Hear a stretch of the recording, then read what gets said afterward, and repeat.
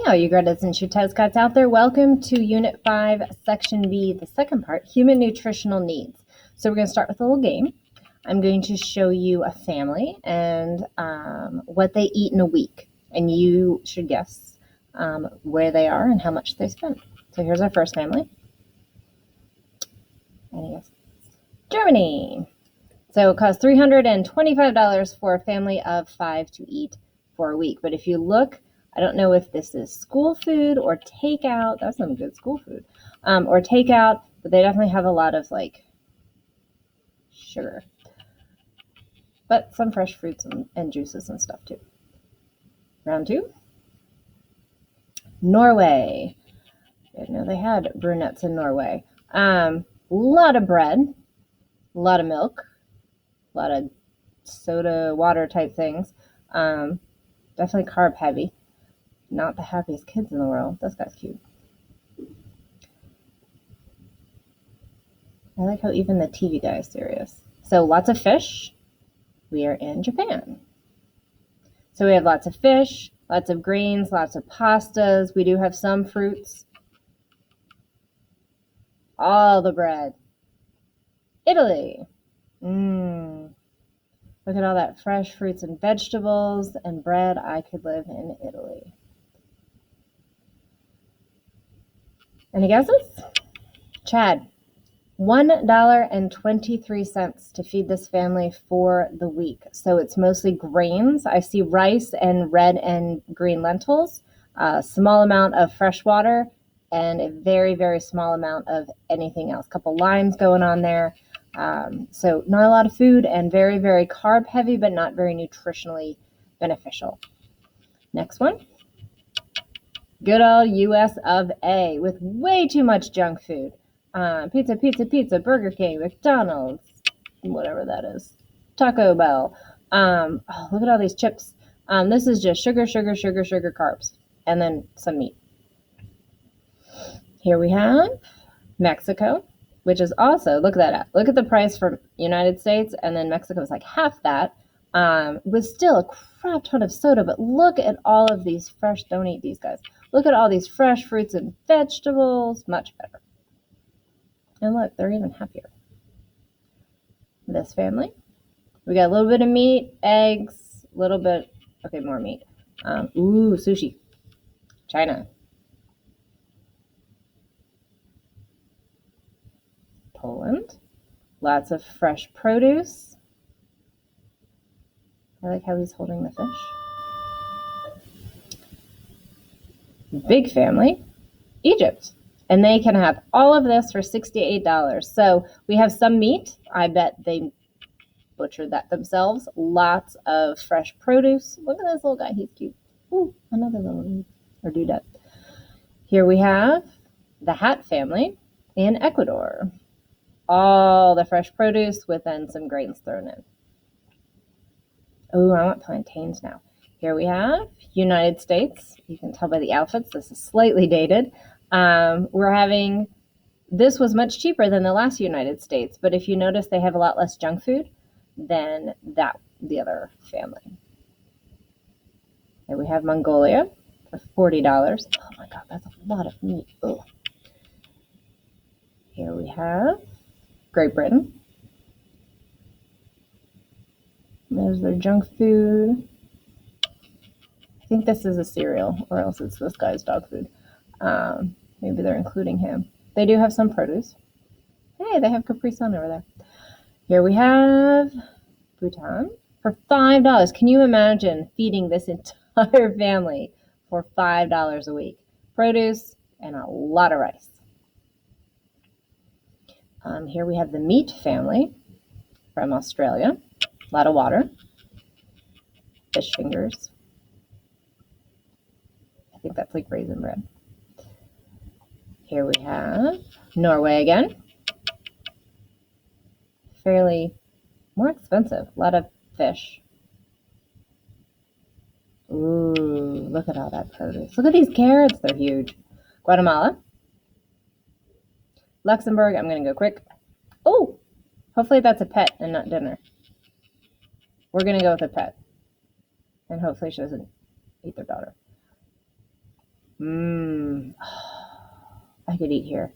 India, I could definitely eat all of that food.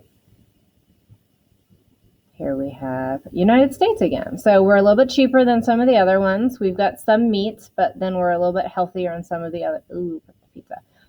We are a little bit healthier on some of the other options. Okay, some. That's a lot of brownies.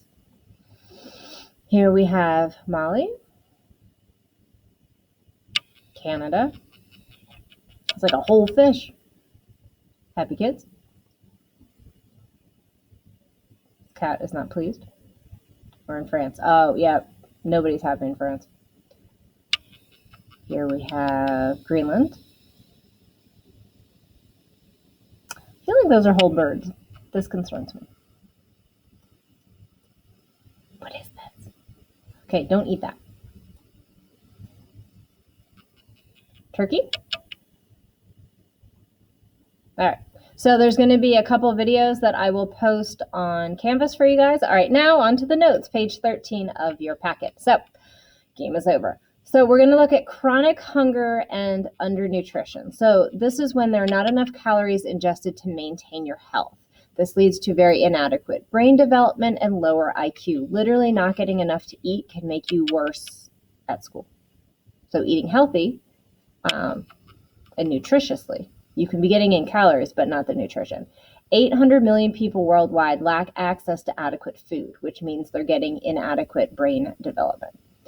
24,000 of those, mostly children, will starve to death every day. That's messed up, guys, because we have more than enough food. So here are countries where more than 20% are undernourished. And then we go up to less of a child mortality rate, and then there we go. Feed your people. Malnutrition. Diet lacks the correct balance of nutrition, because you can put away 2,000 calories a day, but if it's in the form of potato chips and pizza, you're not getting the nutrition you need. So malnutrition, you have weight loss, you have low mood, low energy. The muscles actually will waste away, increased risk of fractures because you're not getting the calcium you need. You go to the hospital more, you're confused, more infections, reduced independence, you need help with stuff, increased risk of fall, reduced mobility, and you've got crappy mood. So eat better if you want the opposite of this. Everyone wants the opposite of this. Just eat healthier. None of these things should be in your diet. Okay, very little of that should be in your diet. Food security. This is as defined by the Food and Agriculture Organization of the United Nations as people having access to sufficient, safe, and nutritious food that meets dietary needs for an active and healthy life. So you got three: sufficient, safe, and nutritious. Now access, there could be an economic issue, there can be a social issue, or even a physical availability issue. So food insecurity in the U.S. is a huge issue. Here in Indianapolis, food insecurity is a big issue. Only 5% of the Indianapolis population is within a 5-minute walk to an actual grocery store. So for those people who don't have cars, they have to rely on gas stations, dollar stores, and fast food, because those are within a 5-minute walk. Those are not healthy foods, those are not nutritious foods, and those are just adding to the food insecurity. So lots and lots of issues with food security in the U.S. Sadly, the poor spend a high percentage of their income on food because you have to eat like every day. That's one of those necessity things. So we are spending a lot of our money on food, but the lower your income gets, average, the higher your household expenditure is on food, because once again, you kind of have to eat. So we have famine. Famine is widespread death as a result of extreme food insecurity. Look up pictures of Yemen currently if you would like some really depressing statistics on that. The Irish potato famine is one that happened in the past. Largest famine in history was in China from 1959 to 1962. 43 million people died. They tried to outlaw individual people's farming and have like communal farms, and it failed horribly, as 43 million people will tell you. Overnutrition is a bigger issue now. Too many calories combined with improper balance. So you have that malnutrition. You're getting in the bad stuff. Over 1 billion people are overweight, and 300 million of those are obese, and a good chunk of those are here in the United States. There are actually more people dying of complications of overnutrition than there are of undernutrition right now, which, as that can be 100% prevented, we should do that. So the human diet, there are 50,000 edible plant species, but corn, rice, and wheat make up about 60% of the food that we take in some form or another. Per capita meat consumption worldwide, as economic growth grows, so does meat consumption because it's often more expensive. We are the second highest per capita consumer of meat. It's so gross. So in North America, we are, 90-ish, a little over 90, but we're headed up to like 95%. 95 kilograms of meat consumed a year. Oh, that's so gross. Stop eating meat.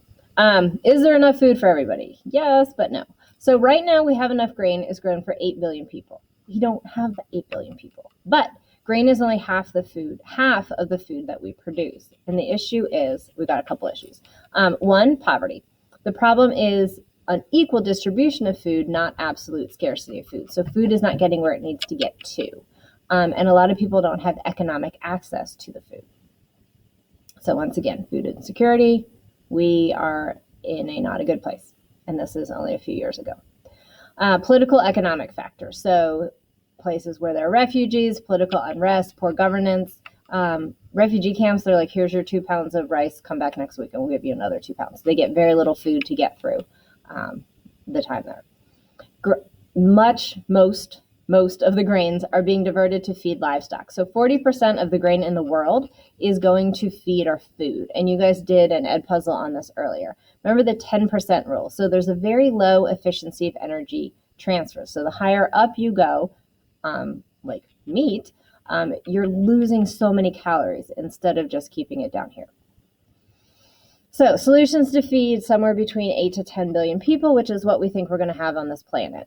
Put more land into agriculture production, which means we're taking down more grasslands and rainforests. Number 2, improve crop yields, so use science. Come up with new techniques, new equipment, so we can get more crops out of our existing farmlands. Number 3, reduce consumption of meat. And number 4, harvest more from the world's fisheries. Okay, we got problems with these. I would like to keep our grasslands and rainforests intact and not take down any more. This can help us to a point. This is going to be, if we did this today, we're not going to need to do these other things. So I'm not saying turn everyone vegan, but reducing consumption of meat has to happen to save this planet. So I challenge each of you to at least make a reduction in your meat consumption. And then harvest more from the world's fisheries. We're already overfishing the crap out of the ocean, so we need to not do that. Here are the negatives. We have to deal with climate change, decreasing biodiversity, dwindling water supplies for irrigation, degraded and diminished topsoil, cultural resistance, and then dominance of corporate special interest like fossil fuels and the cattle industry. So we've got a lot of things going on. I'll address a little bit more of some of these things in upcoming notes, but I wanted you guys to have access to all this, and we have reached the end of the notes. So before I go, I want to let each and every one of you know that you are good enough, you are smart enough, and people do like you. And in case I don't see you, good afternoon, good evening, and good God, do your homework.